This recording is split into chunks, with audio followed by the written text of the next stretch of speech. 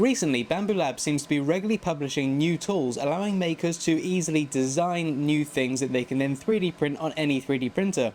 So far, these have been quick ways of making 3D printable signs, vases, and most recently, pixel puzzles. Now, however, they've released a couple of new tools which seem very intriguing. One of which can take any 3D model and convert it into a relief sculpture, and one that uses AI to convert a video into a 3D printable model. I've been using both of these tools to see what they're like, so let's have a look.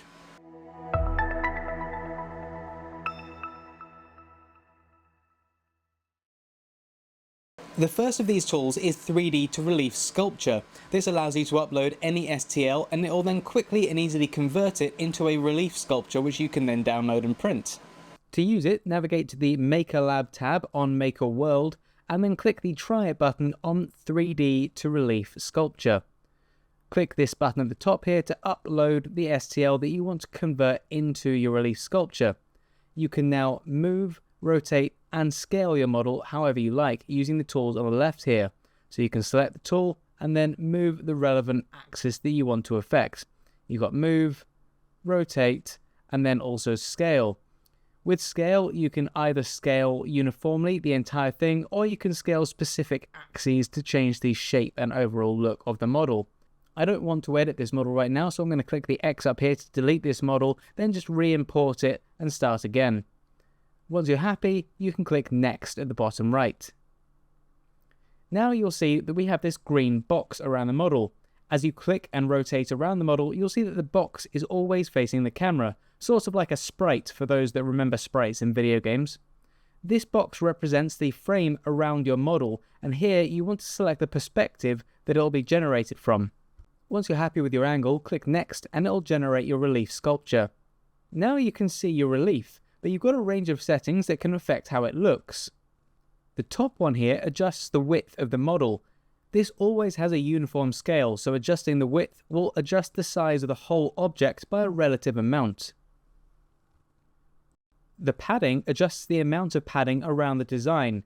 Because you've set the size of the model already, this grows and shrinks the size of the relief design inside the model to grow or shrink the border around it.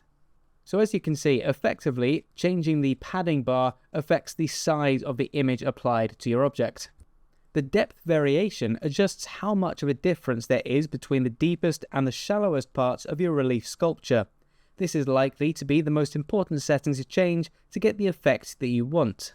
The penultimate setting here is thickness, which adjusts the thickness of what is effectively the canvas of your relief sculpture. Finally, there is the sharpen switch, which will make more drastic changes between the different depths to sharpen the level of detail in the image. By default, this is switched on, but you can always switch it off.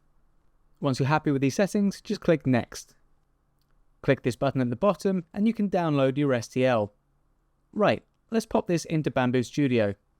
Okay, let's get it imported and take a look. Okay, let's take a look at this. We'll get this rotated on the bed and then let's slice it so we can see how it will come out. As we have a look around the back here, you can see that there is another structure. If we go down through the layers to the bottom, it's actually only connected by 2 layers at the very bottom here. That's because this is actually a separate object. This is a stand to lie your relief sculpture on once it's printed. They're only connected to help aid with bed adhesion with the relief, which, depending on the thickness you set, could be particularly thin on the bed. Whilst that's printing, let's take a look at the other new tool, the AI scanner. This takes a video of an object and converts it into a 3D printable 3D object. Whilst this is similar to photogrammetry, because it uses AI, it's probably using something like Gaussian splat. There have been a number of tools around for a while that use things like Gaussian splat to convert videos into 3D objects, but I haven't yet seen one that's targeting the 3D printing community and claiming it to be an easy and accessible tool, so let's see what it's like. To use it, you need to record a video of the object that you want to scan, and you can just do this with your phone. Record a video moving around the object in 3 loops at 3 different heights, one high, one medium, and one low. For my first test of this, I decided to try something that would be particularly challenging. I recorded a video of a particularly small drone with lots of holes in it and reflections and small details, all of which could confuse the system. Once you've recorded your video, go to the AI scanner page on MakerWorld and upload your video. around 80% of the time it seemed to claim that it was a broken video clip or just not compatible, but refreshing the page seemed to get it to play ball. Once your video is uploaded, you can look back at the video again if you need to, and then select whether the object you're scanning is a general object or if it is a portrait of a person. Then click Next Step. It'll take a few minutes to process, and then it will show you the object from your video that it thinks you want to generate. If it isn't sure, it will then show you a whole screenshot from your video, and you then just need to click on the object that you want to select it, and then click Create Model. It's now going to analyze the video and generate a model of the object that was selected. The processing itself can take an hour or more, but if you're unlucky and uploaded at a busy time, you can be put in a queue, and at one point I was in a queue of 4.5 hours. Eventually, however, that will be done, and you can then download your model either as a 3MF or as an STL. The preview here isn't really filling me with hope, but let's get this into Bambu Studio and take a look. So let's get that file imported into Bambu Studio. You can see here that there's obviously no scale reference, so we're going to have to scale this up because that is absolutely tiny, even for the small drone that it was. And you can see here, well, this has failed quite spectacularly, but this is what I was kind of expecting.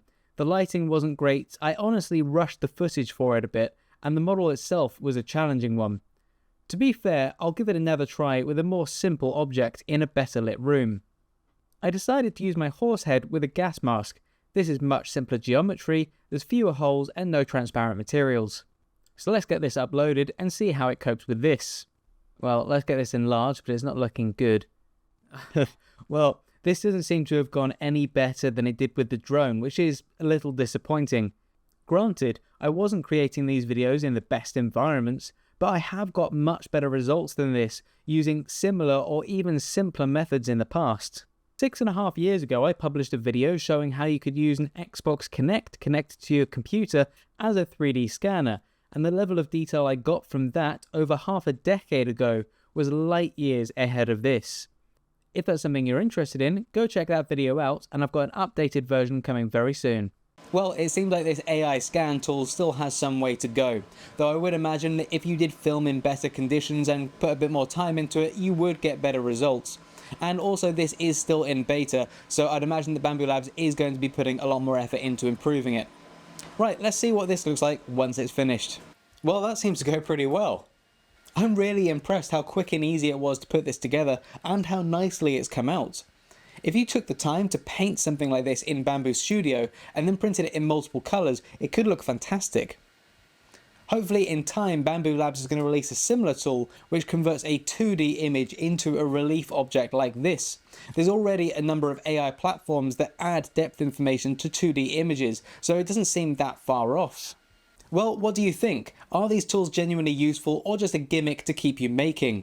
Let me know in the comments below. Also, if you've made any amazing reliefs, or if you've had some resounding success with the AI scanner, post a link to your creations in the comments below because I'd love to see them too. Hopefully you found this little nugget of fun and interesting video, and if you have, please do mash those like and subscribe buttons. Otherwise, for now and as always, thanks very much guys, and until next time, happy printing. Check out my 6-year-old video looking at how to use an XBox Kinect as a 3D scanner to tide you over until my new video comes out, or check out one of my other useful and interesting tutorials. If you'd like to support me and get access to a load of 3D Revolution goodies, hit the join button below my video and become a 3D revolutionary. For now, thanks very much guys, and until next time, happy printing.